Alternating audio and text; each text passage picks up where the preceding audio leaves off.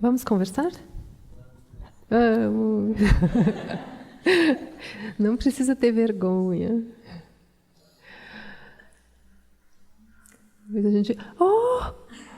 A gente usa nomes falsos depois, tá? Aqui na hora do... Não se preocupem. Fran.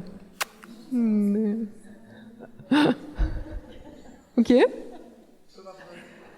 Isso, a gente altera a voz, né? Seus nomes não serão revelados, você entende? É tudo... Mas o seu depoimento é muito importante para nós.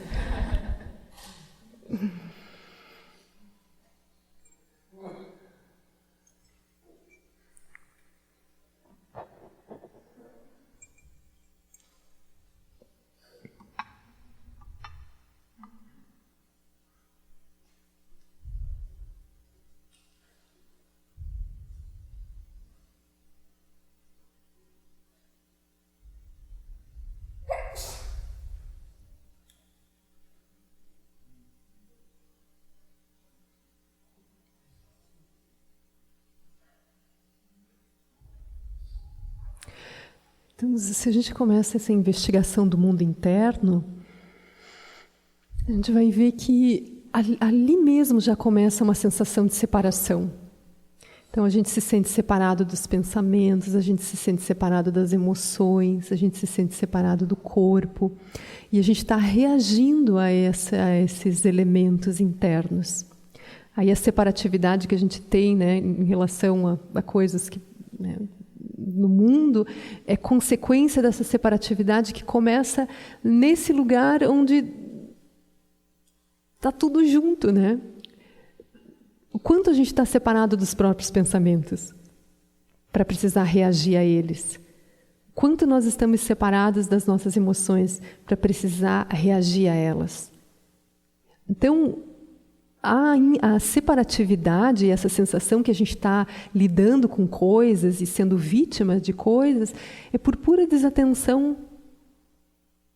Então, nos relacionamentos, a gente vai se sentir vítima das coisas, né? Do comportamento dos outros, do posicionamento, das palavras. Mas não existe vítima. Em nenhum momento a gente precisa se colocar como vítima do mundo. Tem uma frase, né? Eu não vou lembrar agora, né, qual mestre disse isso, né? Ele disse: há sofrimento, mas não há sofredor. Então não há aquele que sofre.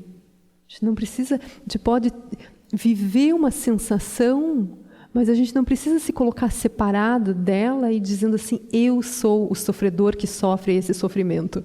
Fica pesado esse negócio, né? Eu sou o sofredor que sofre esse sofrimento, né? Nós podemos nos posicionar como o espaço onde sopra. A gente não precisa se colocar como uma identidade referenciada à sensação.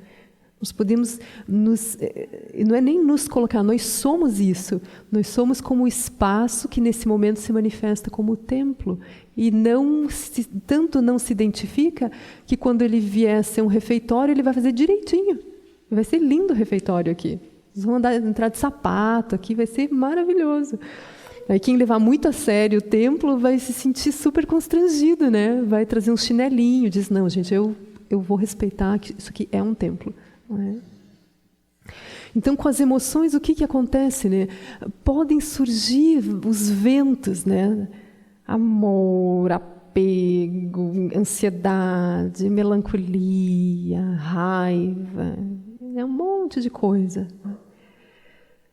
Aí nós temos a capacidade de criar um personagem que se referencia àquilo, começa a avaliar aquilo, começa a se dizer como aquele que sente, que tem o... eu sou assim mesmo, eu sou sonhadora, eu sou raivosa. Não é? Então, quando é que isso aconteceu? Quando é que surgiu esse ser raivoso, esse ser melancólico, esse ser sofredor, esse ser apegado, apaixonado, histérico, maluco? Não é? Quando ele passou a se referenciar de forma separada às coisas que cruzam pelo seu espaço sutil. Então, dentro da meditação, qual vai ser o nosso treino? Voltar a ser esse espaço que percebe as coisas, percebe sim, não é que elas não existam. Só que agora você vai perceber como elas existem.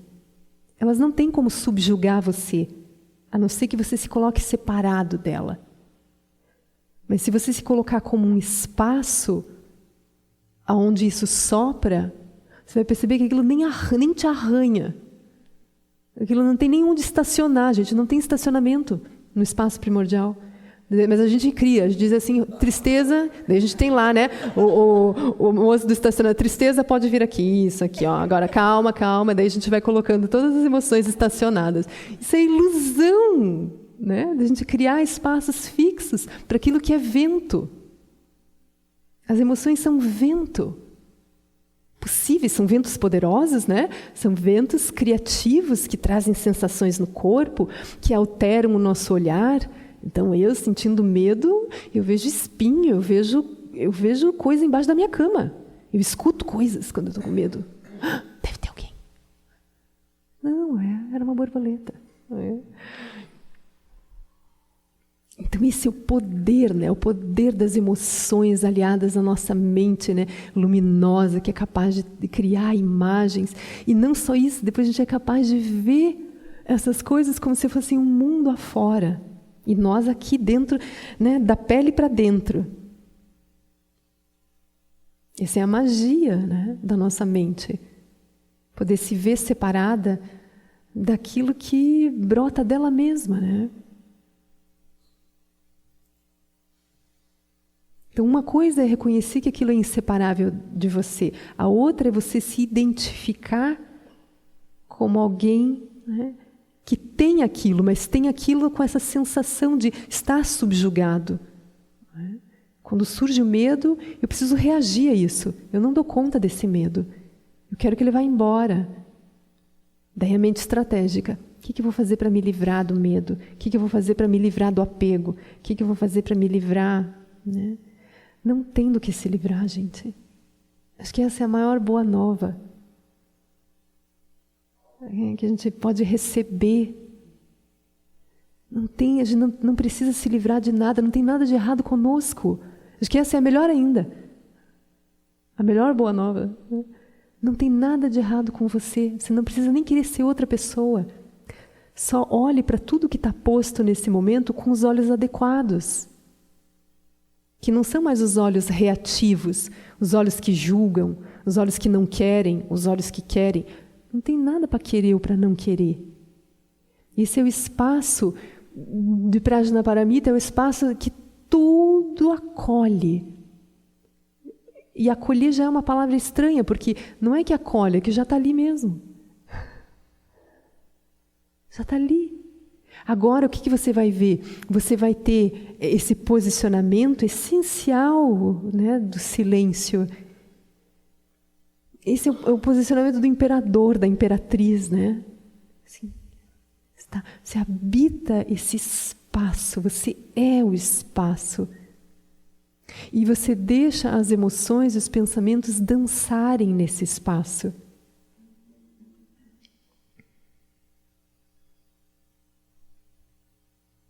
Aí que a gente não se aguenta, né? Porque a gente tem respostas prontas para isso. A gente não gosta de sentir qualquer coisa. Tem sensações que a gente gosta e tem outras que a gente não gosta muito, né? Aí como é que entra nesse campo da naturalidade, da inclusão? Com muita perseverança, com muita coragem, com muito dia a dia, com muita continuidade, com muita fé de que não tem outra coisa a ser feita, porque senão não tem saída, gente. No campo da reação não vai ter fim. A gente vai até o último dia dessa vida lutando, matando um leão por dia. Oh, frase linda, né? Um leão por dia. Né? E a gente está lutando com fantasmas, sabe? Pessoas assim, psicóticos. Nós somos seres psicóticos. Né? E daí, cada um vendo uma coisa, né? Tipo assim, o que ela está vendo? O que ela viu? O que ele viu? Das relações, o campo das relações. 2 psicóticos, né? Mas eu amo você. Eu também te amo, né? Assim, e a gente está vendo esse texto tão lindo, né? Quando um vai dizer para o outro, né? Se assente sobre os teus próprios pés, as tuas raízes, e vá em direção a você. Né? Não estou projetando nada no outro. Não estou projetando os meus medos, as minhas carências, as minhas necessidades, as minhas gostosuras também, né? A gente tem lá os deuses dentro de nós, daqui a pouco também, né? Estou pintando o outro de dourado.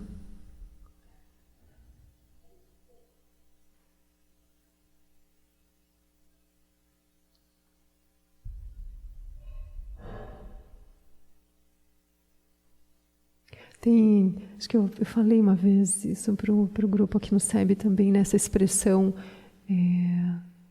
o desamparo divino. É uma expressão usada por um mestre, o desamparo divino, o desamparo primordial. Viver de forma desamparada, mas não é o desamparo humano. O desamparo humano a gente está muito mal mesmo, né? Nossa, é muita tristeza, né? É uma falta de colo que não acaba mais. Mas esse desamparo, essa rendição, essa entrega, né, ao primordial, é a nossa vida. Essa entrega para o incerto, a gente se soltar, realmente aceitar no fundo do coração de que a vida não precisa de estratégia, porque a vida não precisa dar certo. E nem errado também. Né? A vida... Deixa ela. Aí veja o que acontece. Veja o fantástico que é viver sem estratégia. Aí, como a gente brincou, nós somos seres espontâneos em treinamento, né?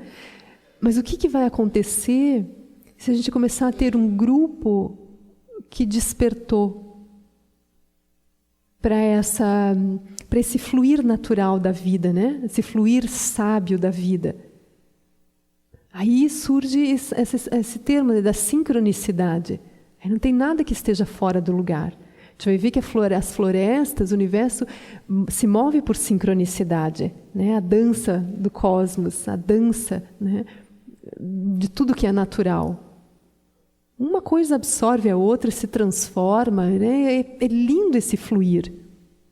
Mas a gente não consegue viver integrados a essas forças, né? Sincrônicas. A gente pensa sobre elas.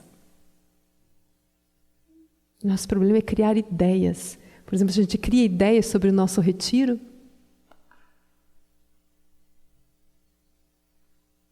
Talvez a gente diga, deu certo. Mas será que não podia ter sido muito mais interessante se a gente tivesse se entregado? Né? E deixasse cada momento, né, nos conduzir.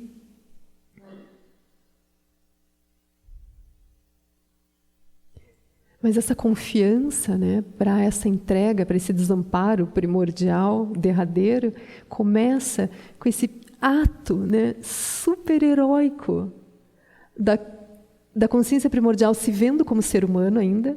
Então a gente é se achando ser humano, se achando limitado, cheio das estratégias, duvidando dessa história aí, né, da sincronicidade, da fluidez, do viver, e essa espontaneidade toda aí. Quero ver. A gente começa a fazer a nossa parte. Assim, pequenos momentos. A gente começa com esse silêncio formal na nossa casa. Mas mais importante que esse silêncio formal é a gente, no meio das situações, você faz um A, pode ser um A para dentro, assim, né? Se fizer muito barulho, as pessoas desconfiam, né? Daí só fica assim, né? Daí a gente vai ver que tem um espaço, né, super fofinho, assim, não tem nenhuma agulha no espaço. As agulhas vêm de dentro. A gente que faz a agulha surgir assim, ó. Eu não posso posso relaxar, eu estou no trabalho. Eu não posso relaxar, eu tenho coisas para fazer. Eu não posso relaxar porque eu tenho que...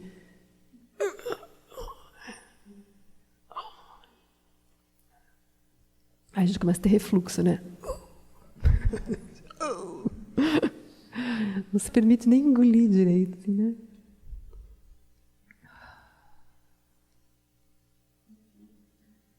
Porque aí a gente está dando chance para o primordial sinalizar para nós o que é de verdade a vida, quem de verdade nós somos. Então a gente tem que dar chance.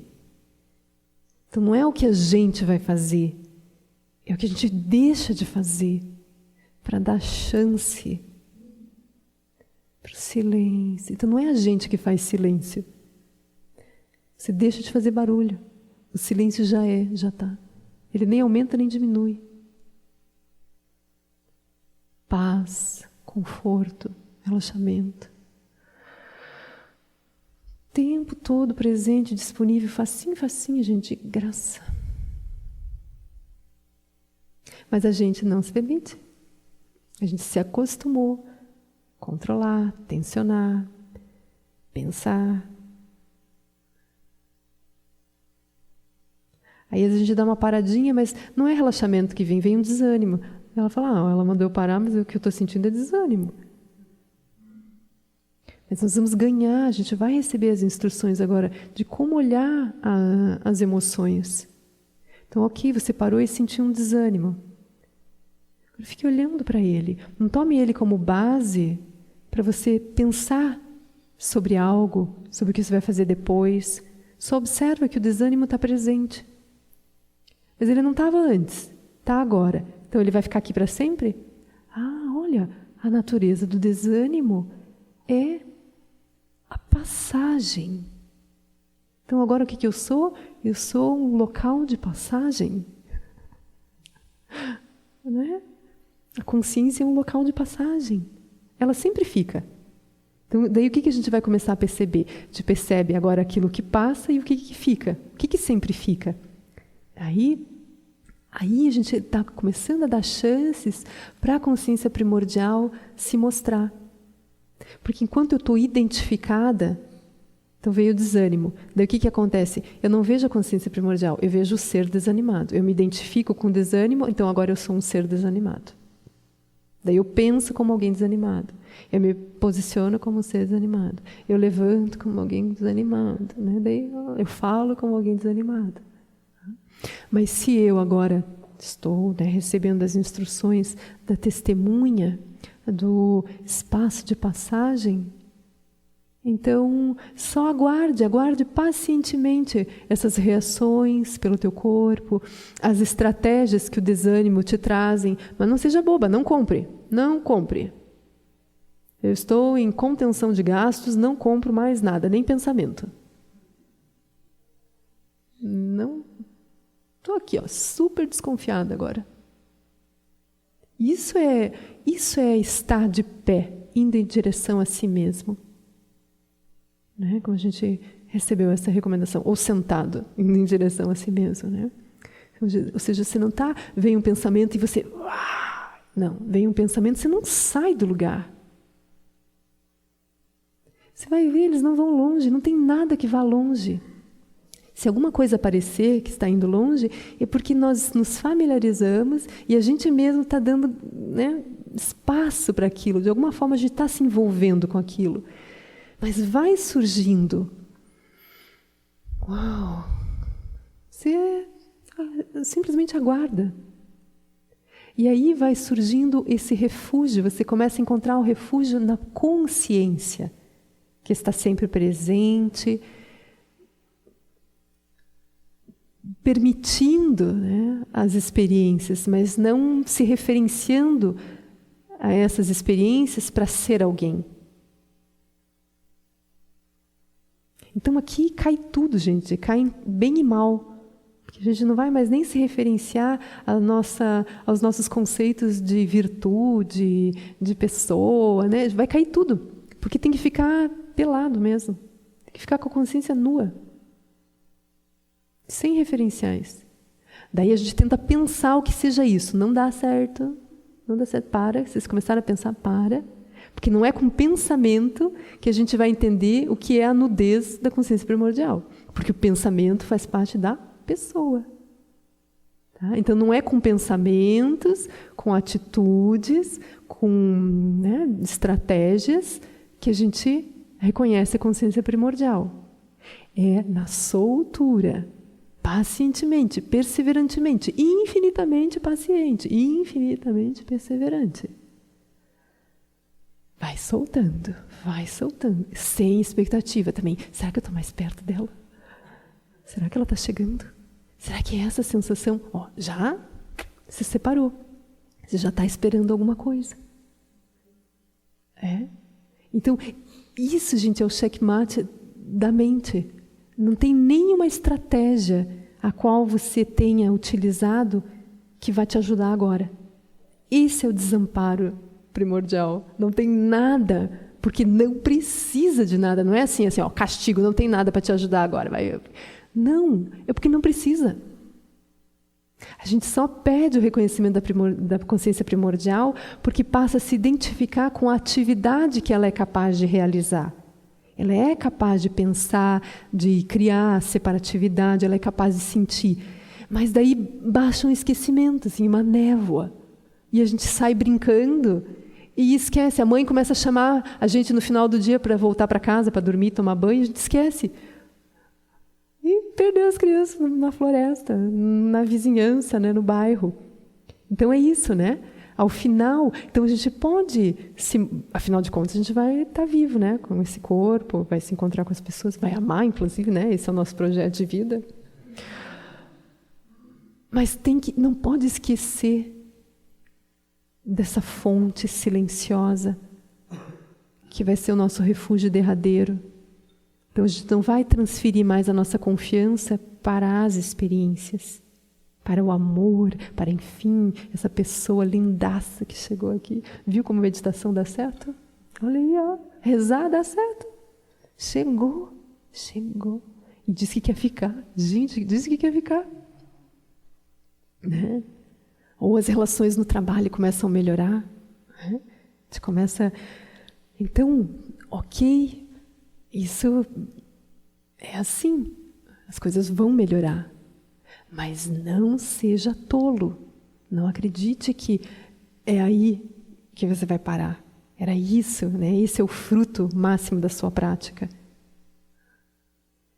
Viva, se relacione, mas tome isso como uma celebração daquilo que você já é. Aquilo não veio para te preencher. Você não vai se realizar através das experiências. Quando você se conhece como a fonte, o que vier, no budismo se diz isso, é o ornamento do teu ser. É o ornamento da sua inteireza. Isso é maravilhoso, porque a vida é muito cansativa daí, enquanto a gente estiver buscando. Aí estamos nós lá, De 10 em 10 anos, a coisa não melhora muito, sabe? Vai ficando bem chocante. Olhando assim as coisas, será que eu estou chegando em algum lugar? A gente nunca saiu do lugar. A gente ficou dando voltas. Nesse livro, ele comenta que acho que é para os judeus. A doença significa... Eles consideram a doença associada a um ser que anda em círculos. Então eles associam assim, a doença começa quando você está andando em círculos. Está parado, estagnado, fixado. Perde a liberdade,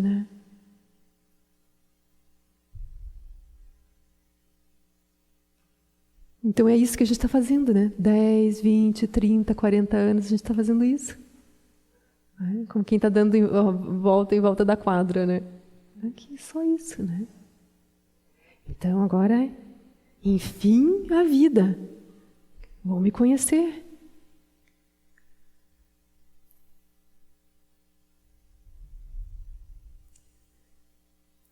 Agora, alguém quer falar alguma coisa? Perguntar?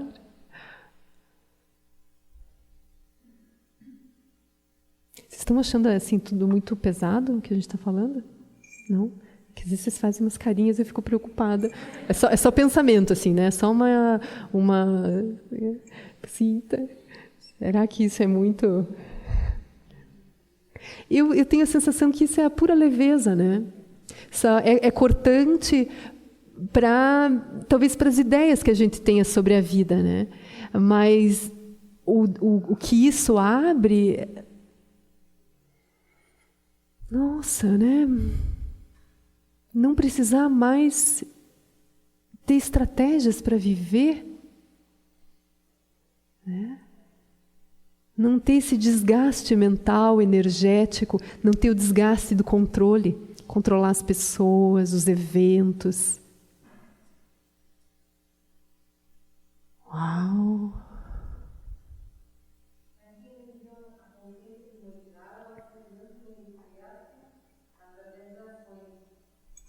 Ela está nas ações. Ela nunca, ela não está assim sentada em algum lugar e eu estou aqui agora perdida. Ela é a fonte. Por exemplo, esse corpo. Vamos supor que eu sou artista de novela da Globo, né? Ou uma artista, né, de teatro.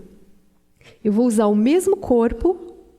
O meu corpo, eu nunca mudei de corpo para viver os diferentes papéis.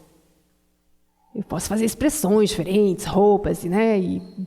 Mas foi sempre o mesmo corpo. Então, a relação da consciência primordial com as nossas identidades é essa. Foi sempre a consciência primordial. A gente não vai desenvolver ela. Por isso que eu não preciso mudar o que eu sou para ir em direção à consciência primordial. Posso ser um demônio. Eu só preciso me soltar do que é possível brotar como criatividade do meu ser. Por isso que é importante, quando a gente for iniciar alguma coisa, marque aquele momento, para que você não se perca achando que você é isso que está nascendo agora. Então, era muito bom a gente não esquecer de quem nós éramos antes da faculdade, antes do casamento, antes da maternidade, antes de qualquer coisa, né? Para que a gente não se identifique com aquele papel, né, de forma derradeira, mas que a gente entenda que aquilo é... Na psicologia, talvez a gente chamasse isso de arquétipos, né? A gente vai manifestando arquétipos que são úteis, são funcionais, mas são uma faceta possível. Né? Mas eu não posso me tornar aquilo, eu posso vestir aquilo temporariamente. Mas eu continuo com a liberdade, né? Com os outros papéis possíveis, mas mais do que outros papéis possíveis, eu descanso nesse lugar anterior a qualquer necessidade de manifestação. Da gente entender que a gente não precisa dos papéis, dos relacionamentos, de qualquer coisa que venha se desenvolver na vida. A gente não precisa. Não é por necessidade. É por celebração. É para isso que a gente está aqui. Para celebrar a vida. Eu acho que já tiveram povos aqui que passaram na Terra e realmente viveram a vida como celebração. Mas a gente está tão afastado, né, do que é natural, do que é simples, que a vida ficou extremamente trabalhosa. É tudo trabalhoso, né? Ter as coisas é muito trabalhoso. Ter filho hoje, né? Eu vejo, a pessoa pensa 10 vezes. Eu lembro quando eu era criança, né, estudar era fácil, a gente ia para a escola pública. O sistema de saúde era público. Eu não me lembro dos meus pais, assim, em crise, achando que eles não iam poder educar a gente, não iam poder dar de comer.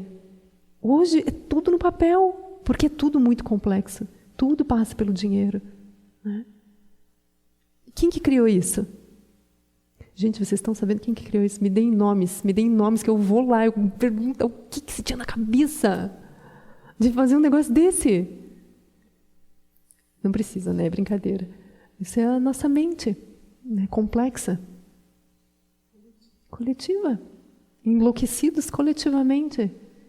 Então, a gente é capaz de abandonar o simples, gratuito, abençoado, agraciado, e transformar a vida num esforço complexo, cheio de divisões, de exclusões. Colocando as pessoas em lugares tão pesados, difíceis, né? A gente vai colocando as crianças nessa fila, assim, e agora você vai ser o quê, meu filho? Vai pensando aí, porque não está fácil. Mamãe te deu escola, te deu estudo para isso. O que você vai ser agora?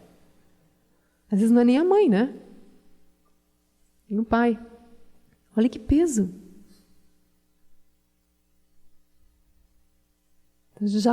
Do berço a gente já coloca os nossos pequenos nesse espaço da falta. O que você vai ser? Porque você não é ainda, né? Não é, não estou vendo nada aí na minha frente. O que você vai ser? A gente está dizendo isso para a pessoa. Hã? É uma piada, né? É uma piada. E a gente vive isso muito seriamente, né? É tragicômica a nossa vida. Desatenção, gente, desatenção. É 1 minutinho de desatenção e a gente constrói uma catástrofe que depois vai levar gerações para esse negócio ser desatado. Por isso que nós somos seres fundamentais nesse momento. Pessoas que sabem onde estão pisando, sabem o que estão falando, pensam antes de assinar, de falar, de propor. É fundamental. Aí a gente quer aumentar o número de hospitais, a gente quer mais segurança.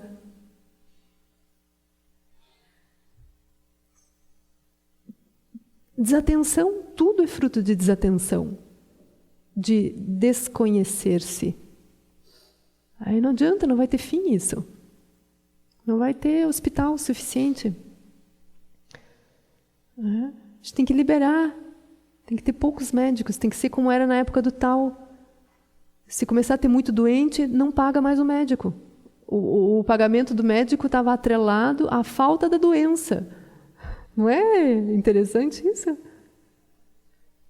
Começou a ter doente, então vamos parar, vamos diminuir o salário do médico. Tá. E aqui não, né? A gente está invertendo as coisas de lugar, né?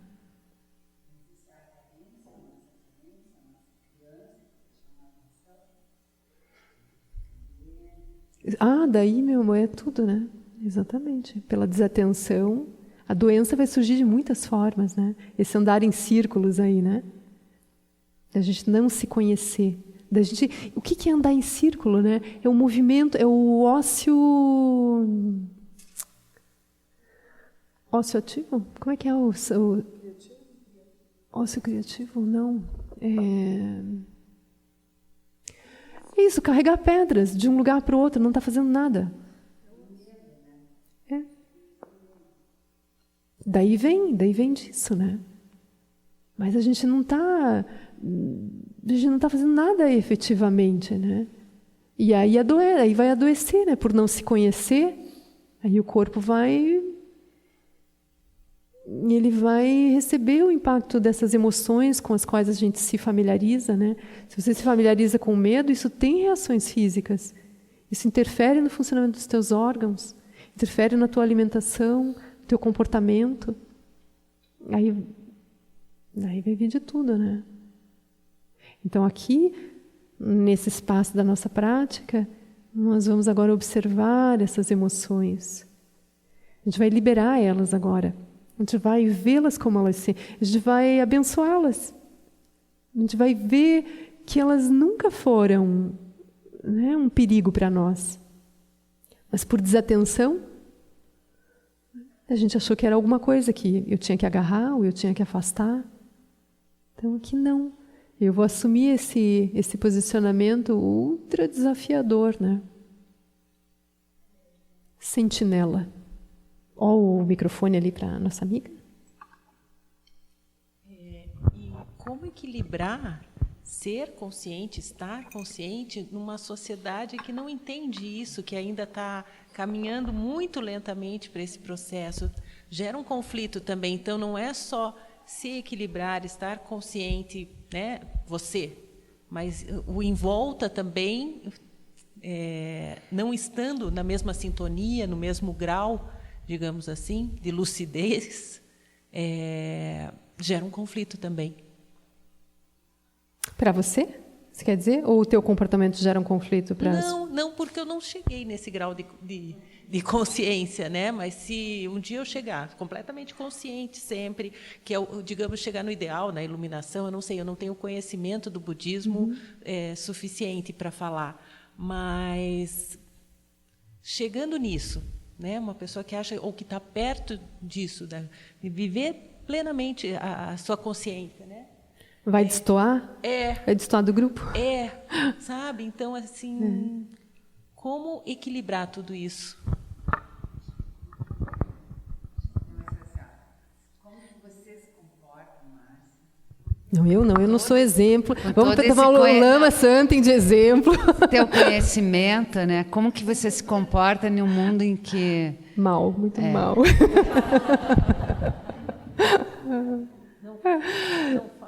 Não falam assim, tá fora da casinha, meu Deus. Não, gente, eu adoro ouvir essas perguntas, sabe por quê? Porque a gente acha que a gente vai perder a interface. Imagine, a gente tem interface sendo maluco. Imagine se a gente tiver um mínimo de presença. Qual interface vai surgir? As duas coisas geram conflito, né? Um é interno e o outro é externo. Não? Não necessariamente, né? O que acontece?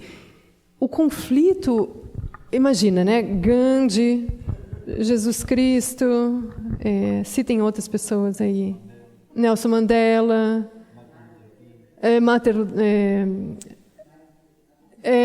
Luther King. Ou seja, isso é da natureza do relativo. Mesmo... A gente só escapa pelo silêncio mesmo, entendeu? No silêncio está tudo resolvido, na consciência primordial está tudo resolvido. Mas quando a lucidez se manifesta através de palavras, face, comportamento, ela vai ser criticada. Alguns vão se sentir beneficiados e outros, dentro das suas bolhas, né, como diria o Lama, nos seus posicionamentos relativos, vão achar que aquilo é agressivo, que aquilo é imoral. Prajnaparamita é imoral, porque ele tira a base da nossa moralidade, né? Então é isso. O conflito não tem essa expressão do Shagdu Rinpoche, Sansara não tem solução. A gente não vai conseguir acabar com esse campo de criatividade, de esquecimento, de conflito dentro desse esquecimento. Então, o que vai acontecer? De tempo em tempo vão pipocando, né? As pessoas ali dentro que aceitam esse convite de estar em pé, ir em direção a si mesma. Aí elas aceitam também, né, o convite da vida para, enfim, oferecer algo que seja útil para o grupo. Mas... aquela história, nenhuma expectativa, nenhuma bandeira, nada. A sabedoria ela não tem a ambição. A consciência primordial, a consciência de sabedoria, ela não tem nenhuma ambição. Por quê? Porque ali dentro existe essa profunda compreensão da natureza de sonho da realidade. Então ela sabe que o que está de verdade acontecendo é uma brincadeira. Ela vai dizer isso eu só estou falando isso porque nós estamos aqui. Não vai falar isso em qualquer lugar, que tudo é uma brincadeira, né? Tem essa expressão lila, né? Assim, nós sonhamos coisas e depois podemos dizer que esse sonho está grave, que esse sonho é agressivo, que esse sonho já não está melhor, mas agora também ele já está andando por conta própria, né? Então, cada um de nós, se a gente conseguir vislumbrar a não dualidade por dentro da dualidade, a gente percebe que não tem nada grave acontecendo. As pessoas estão o tempo todo construindo significados e se esquecendo que foram elas que construíram. que elas poderiam fazer assim, e a gente dentro de um departamento seríssimo, olha um para a cara do outro e fala, vamos comprar um bolo? Vamos. Por que a gente não faz isso? Ah, porque não pode, porque não sei o quê. Pensamentos. Ah, no domingo pode. Ah, no domingo pode, sim. Nós criamos agora uma bolha de espaço, ali pode comer bolo. Nesse horário, nesse dia não pode comer bolo. Mas veja, tudo sutil. Não tem nada físico dizendo que hoje é domingo e pode comer bolo, amanhã é segunda, não pode comer bolo. Então, a gente constrói os limites das nossas experiências. Não há limite. Então, por isso que a sabedoria ela vem com uma leveza, ela não vem como nenhum heroísmo ali dentro.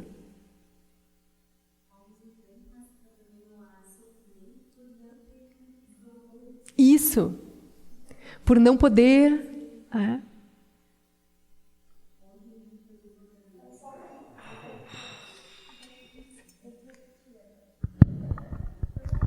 Oi.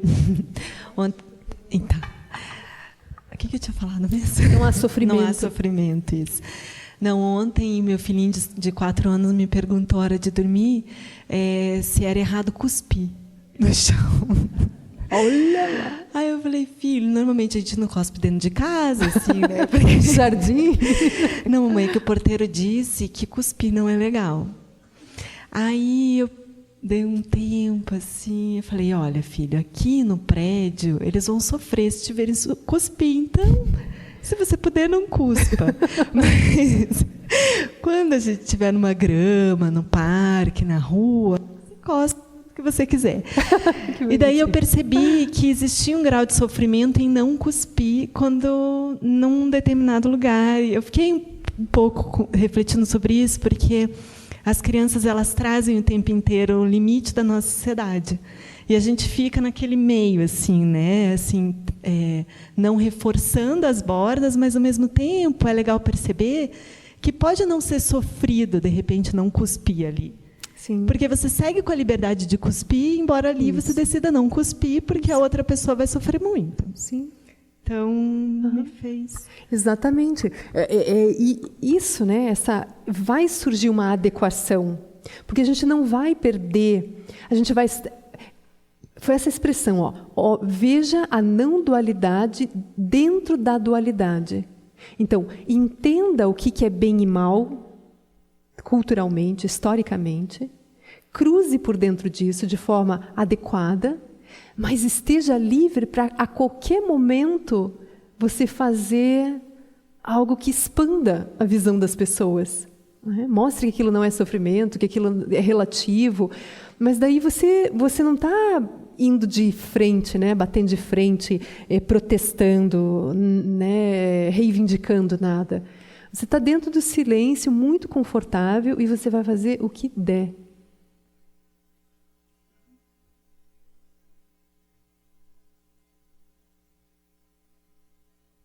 Mas é isso, não há sofrimento em se adequar quando for necessário, quando for importante se adequar. Você continua se sentindo livre. Você está morrendo de vontade de cuspir. Ah, meu Deus, se engole. Por amor. Por amor. Mas aquilo é isso, né? Liberdade é liberdade. É você fazer qualquer coisa, mas também é entrar numa gaiola. Agora, entrar na gaiola e esquecer que pode sair, daí é um problema. Sair e esquecer que pode entrar é um problema. Então, achar que liberdade é não se adequar, é não casar, é não aceitar emprego, já não é liberdade. É realmente sem regras. Tem uma presença que olha momento a momento o que é melhor, né? E qual é a beleza disso? Porque o que você vai fazer não é mais para você se equilibrar. Quando a gente está fazendo coisas dentro do gosto, não gosto, dentro de preferências, inclusão e exclusão, eu perco a liberdade, eu perco a adequação, eu vou fazer coisas por mim. Então, quando eu encontro um natural equilíbrio no silêncio, quando eu sei equilibrar as minhas emoções na base, eu não preciso tirar as coisas do lugar para eu estar bem. pôr coisas no lugar para eu estar bem. Então, o que vai acontecer? As minhas ações, elas vão estar livres dessa pessoalidade. Elas vão estar, assim, muito nessa relação do momento a momento. Né?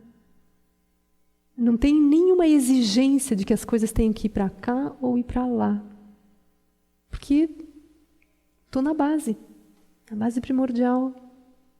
Se der um desarranjo ali na hora, você também já sabe o que fazer. Se dá uma paradinha, respira, lembra do espaço, né? Não quer dizer que a gente também encontre esse lugar e a gente está em treinamento para espontaneidade, né? Então, às vezes a gente vai dar umas tropeçadas, mas agora você sabe aonde o trabalho é feito. Você não tem mais a ilusão de que tem alguma coisa errada, que precisa ser alterada, ou que tem alguma coisa faltando. Ai, gente, isso é a bênção da nossa vida. Nossa, isso é ganhar a aposentadoria. Nós estamos a gente nasce, né, que a gente possa já dar aposentadoria para os nossos bebês. Nasceu aposentado. Né? Então, né? E o mais bonito é que você mesmo se dá essa aposentadoria. Você não está esperando nada oficial. Você se dá, você ousa. Eu estou aposentada. Eu não espero mais nada da vida. E a vida vai acontecer. A vida vai fluir na velocidade que tiver. Às vezes você nem entende, né? Daí os ritmos mudam, né? Mas daí você aprende a dançar. E essa vai ser tua delícia. Daí às vezes a coisa anda rápido, daqui a pouco desacelera. Então você vai virando, né, essa coisa plástica. E daí essa é a delícia, né, de não precisar controlar. E você vê essa sabedoria natural vindo de dentro de você, que não vem por esforço, por articulação, né? E você está vivo. Daí qual é o nosso papel hoje como seres humanos se sentindo no controle? É ir afrouxando, vai afrouxando. Vai afrouxando para um dia, né, ter essa surpresa, né, desse sopro por dentro, que é possível justo porque você saiu, você abandonou a cabine de controle, né? E não se preocupe, não é a aeronave sem piloto, não se preocupe, né? Não vai ser um avião desgovernado porque você saiu da cabine. Vai ter algo muito maior conduzindo.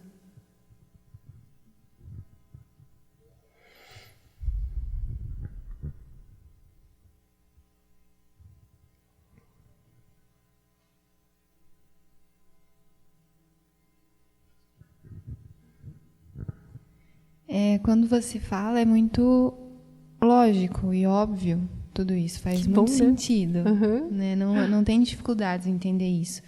Mas quando eu penso em colocar em prática, eu já sinto muita resistência e muito assim, eu vou me centrar, mas e aí? Eu vou ter que tomar uma decisão. Né? A vida, ela pede que a gente tome decisões. Né? Se eu vou acordar agora, se eu vou acordar depois, se eu vou fazer isso, se eu vou fazer aquilo. Uhum. E como que... Acho que talvez a resposta é a prática. Mas como que eu vou saber o que é o controle, o que é o meu apego, o que é a minha aversão, ou o que é o meu centro mesmo, que está falando, que está me direcionando no momento? Parece que, às vezes, o que me vem é que eu ficaria muito na dúvida, sabe? Do que agir, de qual caminho seguir, para não continuar enredada na mente e nessas histórias. Não sei se eu consegui explicar. Mas você já respondeu, você falou é a prática, né? Mas a gente fala sobre isso. Mas é isso, né?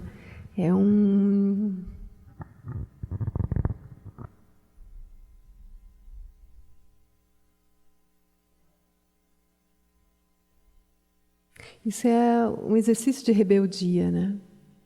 A gente vai se rebelar amorosamente com o que foi posto para nós como natural, normal, necessário, honrado, né? Então, a gente cresceu vendo os nossos pais, né, sérios, fazendo coisas direitas, né? A gente viu os professores, a gente viu os nossos amigos crescendo dessa forma, né? Então, hoje é como se a gente não soubesse ser outra coisa.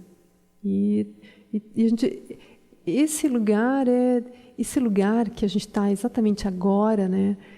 Que no budismo se chama visão. A gente está falando sobre os ensinamentos, a gente está falando sobre o comportamento dos mestres. E é o que você falou. Nossa, yes, sim. Óbvio, como que eu não vi isso antes? Mas daí quando a gente olha para a nossa vida, parece que tem um oceano, né? Uma galáxia assim, de diferença. Eu acho que eu vou deixar isso como uma poesia, né? E a minha vida que siga como ela está, porque já dá trabalho. Agora, isso, né? Então, é assim. A gente passa por um tempo desajeitado com a vida, porque o danado de ouvir os ensinamentos é que a gente não consegue fechar os olhos e dizer que não ouviu. Ah, não, isso é besteirinha, imagina. Né? Você ouviu, e aquilo ressoou, aquilo te pareceu importante. Né? Só que isso vai vir, como a gente estava falando hoje, né? É devastador para a mente que controla, para a mente que gera autoimagem, porque a gente vai correr risco. E é para correr mesmo, porque é para acabar de vez com esse ser que a gente tanto está protegendo. Não é ele que vai ser preservado porque a gente está praticando bem. Então a gente entra ainda com essa ingenuidade de achar que a prática é para dar um suporte para o nosso eu que tem medo, que quer ter coisas boas, né, que quer amar. Então os ensinamentos não são para ele.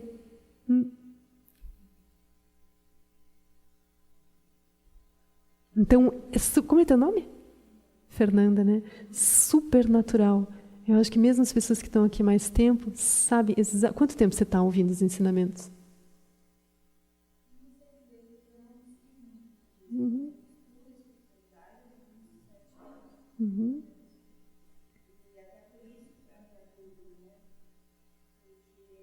Há muito tempo que eu ouço isso e eu ainda não consigo trazer para a minha realidade. Sim. E é muito difícil. E aí gera uma culpa.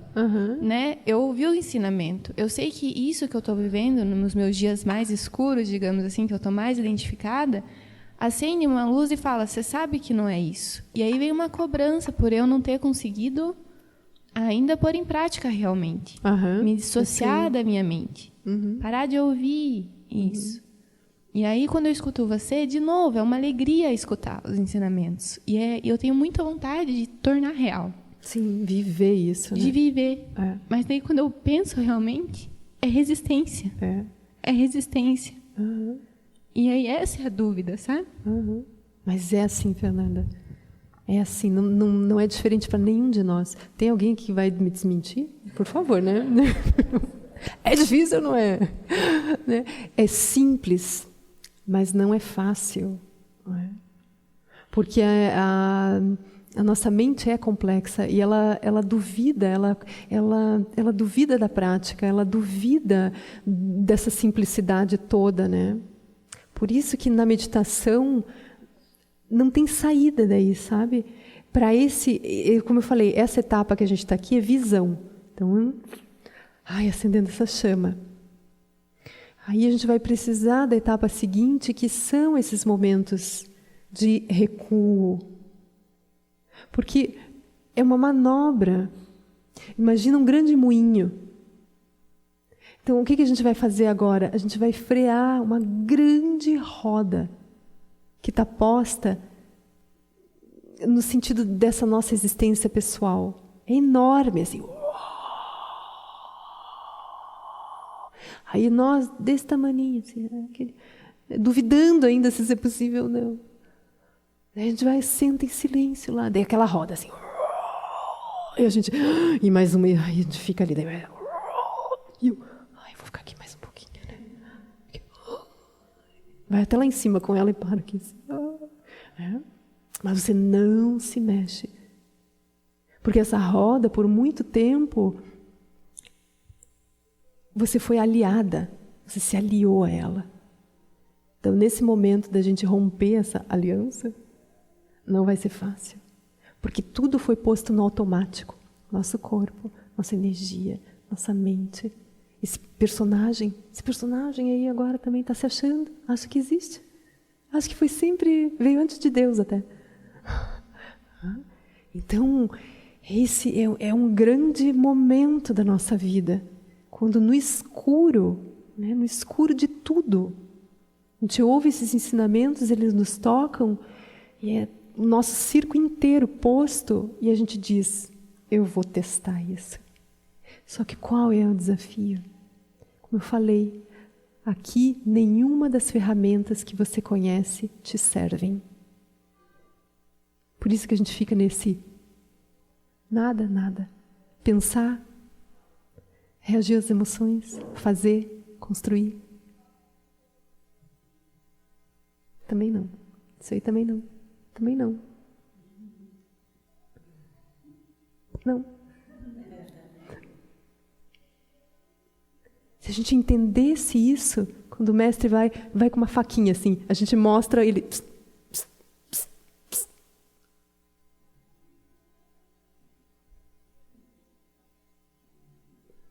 Talvez a gente conseguisse, mas nos falta a confiança de repousar nesse lugar onde não tem nada, porque a gente associa o nada a uma falta de existência, falta de vida.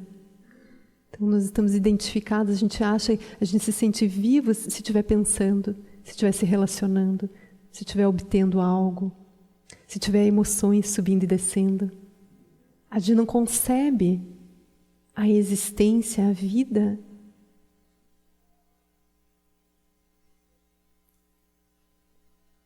no potencial, no seu potencial, na não divisão, na criatividade possível, mas não manifesta. Por isso que o exercício ele poderia ser simples. Mas daí, talvez o nosso ego, né? Ele quer dar grandes saltos. Então a gente devia ter essa humildade de gotejar esse silêncio e essa entrega em vários momentos, em pequenos momentos. Quando você se solta do fazer, se solta do controle. E mesmo quando você parar, quando a mente te criticar e falar, e agora? Você ficou quietinha, aconteceu alguma coisa? Nada, viu? O que você está fazendo aí? Disfarça. E continua. Tá? Esse é o desconcerto da meditação. A gente não está meditando para obter alguma coisa. Porque a gente está indo para a fonte. Eu sei que isso também, tudo que eu falei, não ajuda muito, mas... Porque no final, o que vai ser difícil? Encontrar a resistência do karma, do hábito.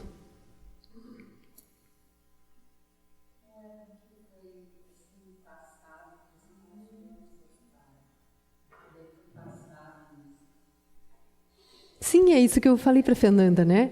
Isso é o que a gente recebeu.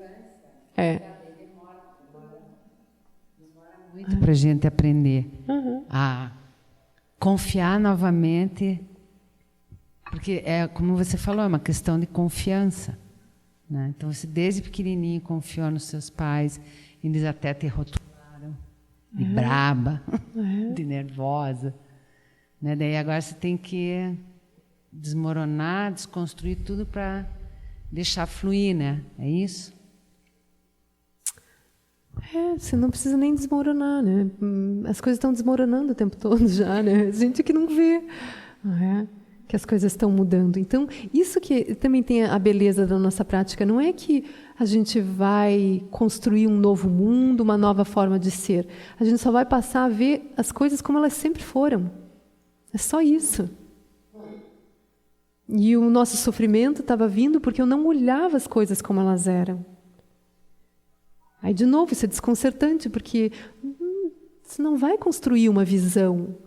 Você vai se soltar das visões pessoais, cheias de significado, cheias, né, de valores, e daí você começa a ver as coisas como elas são, como abertas, disponíveis para receberem significados. Então, não é que a gente não volte a dar significado para as coisas, mas agora as coisas, você vai perceber que o significado que você dá não fica colado nas coisas. Não tem no que colar. Tudo é temporário, tudo plástico, tudo mudando o tempo todo, tudo relativo. Então, uma coisa que ajuda muito, né, assim, para a gente se encorajar de fazer a meditação, é assim, não deixar nenhum dia passar sem a gente ter um instantezinho para ouvir algum ensinamento, ler um capítulo, um parágrafo. Sempre alimentar a mente que está acostumada com as estratégias. Você bota um vírus ali, mas todo dia, gente, se puder de manhã, à tarde, à noite. Assim, né? Assim, porque isso vem confrontar a visão comum, a visão separativa, a visão do sucesso, a visão, né, de pessoal. E aí, quanto mais você ouvir, estudar, contemplar, mais a tua energia começa a se... Porque a nossa energia atualmente, ela está associada com os pensamentos da separatividade, da autoimagem, da pessoalidade. Daqui a pouco, o que começa a acontecer? Você vai nutrindo a tua mente com os ensinamentos, daqui a pouco esses ensinamentos começam a ganhar a tua energia. Aquilo começa a fazer sentido nos teus raciocínios, na tua visão, e daqui a pouco aquilo começa a te conduzir para a meditação também. Começa a surgir vontade. Eu quero. Por mais difícil que seja, mas começa a surgir uma confiança de que não tem saída. Que eu preciso desse silêncio. Porque é nesse silêncio que eu vou agora me livrar daquilo que tem sustentado a minha prisão. Ou seja, eu mesma. O meu comportamento. Os meus padrões. Então eu não estou presa a nada que não seja a mim mesma. O mundo não está dizendo para nós, fique presa. Vem de dentro. A gente sela a prisão que cada um está construindo para si mesmo. Então a gente nós podemos nos dar essa liberdade. E aí, se você quiser ser, né? Quando levantar, leva a almofada com você, né? No sentido sutil. Leva aquilo que você estava fazendo com você. Tenha a profunda confiança que você não precisa mudar de estação e passar a fazer outra coisa. O que você estava fazendo dentro da meditação? Você estava se observando. Estava observando as coisas. Então, quando levantar, vai conversar, vai trabalhar, continue se observando. Continue freando das respostas automáticas. Esse é o primeiro ponto. Não funcione mais no automático. Tudo menos isso. Se você tiver que escolher alguma coisa, é isso. Não faça mais nada no automático. Saiba que está no automático, então. Saiba. Porque é nesse saber daí, né, da consciência presente, é que as liberdades vão se apresentar. A visão profunda se torna possível.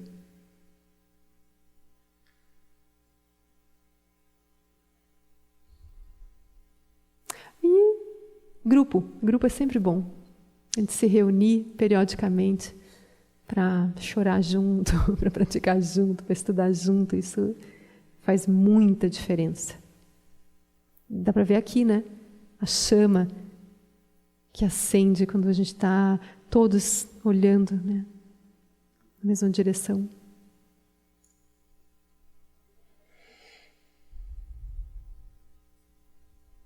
Por hora está bem? Uma última pergunta e daí a gente vai almoçar.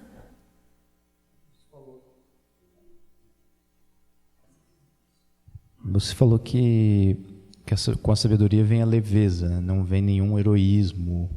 Ao mesmo tempo, a gente vive numa cultura de muito autossacrifício, de muitos descendentes que vieram, sei lá, de cultura italiana, alemã, japonesa, que passaram por guerras e muita fome. Então, tem essa questão familiar de tudo ser muito necessidade, não, do passado, de no sacrifício, na força, no sofrimento. Mesmo, né?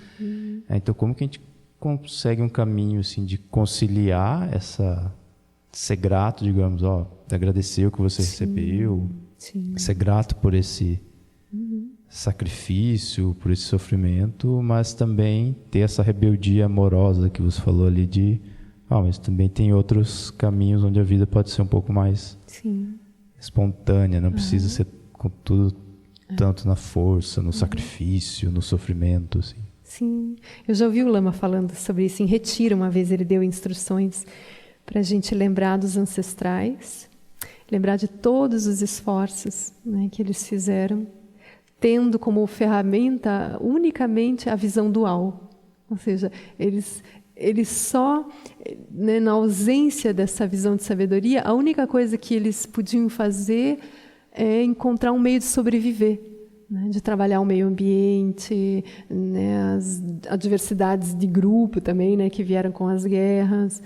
Né. Então a gente honra, né, tudo que eles fizeram dentro dessa visão, da visão que foi possível para eles, né? Mas aí nesse momento, a gente percebe que nós não precisamos mais dar continuidade, né, a essas estratégias, e a gente reconhece que eles mesmos não precisariam ter entrado em guerra, ter feito um monte de coisa que aconteceu, se eles tivessem tido a oportunidade, né, de entrar em contato com essa visão. A gente vai ver que até hoje o que a gente está vivendo, muita coisa, praticamente tudo, né, vem por essa falta de visão. Então a gente perdoa tudo, honra, mas se vê hoje, né, nessa completa liberdade de não dar continuidade, né, a isso. É natural que isso ocorra agora, né? E é até uma forma de honrá-los, né? Porque foi a partir do esforço deles, né, que a nossa vida hoje, né, se faz possível. Então, honrar de verdade, né, os nossos ancestrais não é dar continuidade ao seu patrimônio, às suas, né, sabedorias, dos seus saberes comuns, mas é justamente encontrar esse lugar de inteireza, liberdade e sabedoria. Aí isso é honrá-los, né? É a gente usar esse corpo humano, a nossa saúde, as condições que estão ao nosso redor, para fazer o incrível, né? Que é um ser humano poder se descobrir além dessa condição humana. Pensa se isso não é honrar pai, mãe, avô, avó, bisavô, tataravô, todo mundo lá atrás, né? E poder olhá-los assim com profundo amor, assim, olhando eles no desgaste, nos conflitos, nas mortes desnecessárias, por não saber quem eles realmente eram. Então é lindo que aí nessa corrente, né, da ancestralidade brote a gente, assim, né, um cogumelo, né, assim, tum. E a gente começa a se perguntar outras coisas, né? Que não é simplesmente manter a padaria funcionando, né? Manter os netos lá para nona. Não, eu vou fazer outra coisa agora, né? Então, muito lindo isso. É bom lembrar deles. Tá bem? Vamos fazer a dedicação, descansar, comer 2 horas aqui? 2 horas. Que os méritos deste encontro se expandam e toquem a todos, que o Mestre Universal da Paz e da Compaixão, Sua Santidade Dalai Lama, juntamente com todos os mestres de todas as tradições que veiculam esta mensagem, tenham longa vida. Que todos estejam a salvo de gerar pensamentos negativos, o obstáculo mais destrutivo. Que estes pensamentos nunca surjam em nossa mente e que todos os seres também estejam livres de pensamentos negativos. Quem lutou sunrin lute zalin sasum chaparpel drojucho sunawada midral do zongele show. Então, obrigada por enquanto. Até já. Não vão embora.